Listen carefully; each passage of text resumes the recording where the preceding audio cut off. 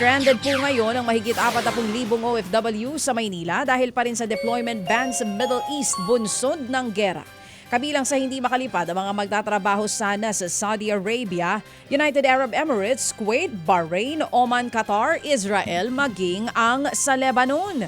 Meron ding mga OFW na nagbakasyon lang dapat sa Pilipinas pero hindi na makaalis dahil wala ring flights pabalik sa Middle East. Sa ngayon may ilang napilitang umuwi na muna sa kanilang mga probinsya habang may ibang tumutuloy na muna sa ilang accommodation centers. Ayon po sa ilang eksperto, posibleng bumaba ang deployment sa Middle East sa mga susunod na buwan dahil sasailalim sa rehabilitasyon ng maraming oil refineries na nasira ng dahil sa gera.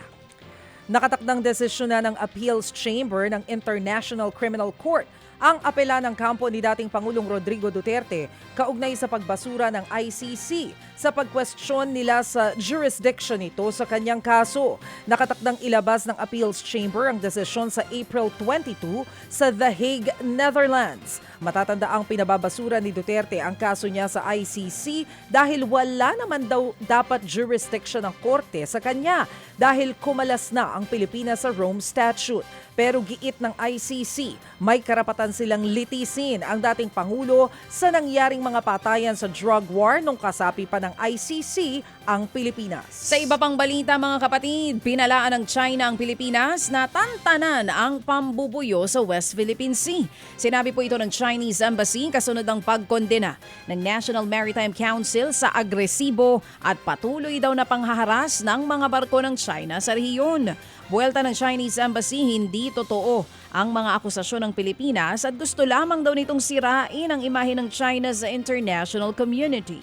Sa international law, ang mga aktibidad nila sa West Philippine Sea kahit hindi nila ito teritoryo. Nagbigay ng babala ang Beijing na gagawa ito ng mas matapang na hakbang kung hindi titigil ang Pilipinas. Samantala, inilipat na sa kustodiya ng Bureau of Customs ang 8 mamahaling sasakyan ni dating Congressman Zaldico.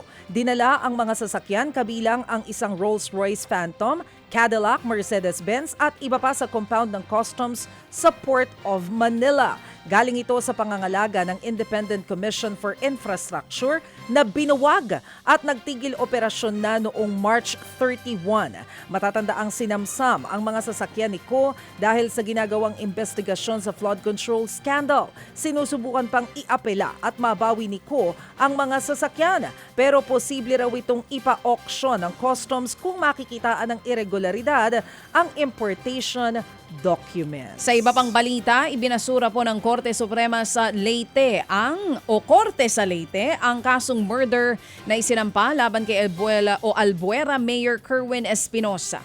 Kaugnay po yan sa pagpatay daw sa isang lalaki sa palengke ng Baybay City noong September 2024. Pero base sa desisyon ng korte, walang sapat na ebidensya na makapagtuturo na sa Espinosa nga 2 kasabwat ang nasa likod ng nasabing pamamaslang.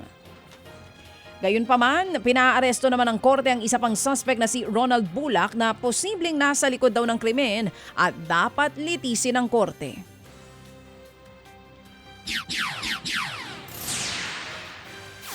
Nakatakda naman pong magsagawa ng orientation ng Department of Education ngayong Abril para sa proposed 3-term school calendar. Simula po yan sa susunod na pasukan.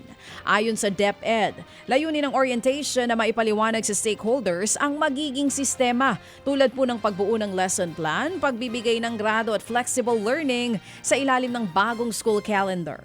Sakop din ng orientation ng pagtalakay sa bagong guidelines sa mga work immersion sa ilalim po yan ng senior high school program. Target maipatupad ng DepEd ang 3-term school calendar sa 2026 at 2027 school year.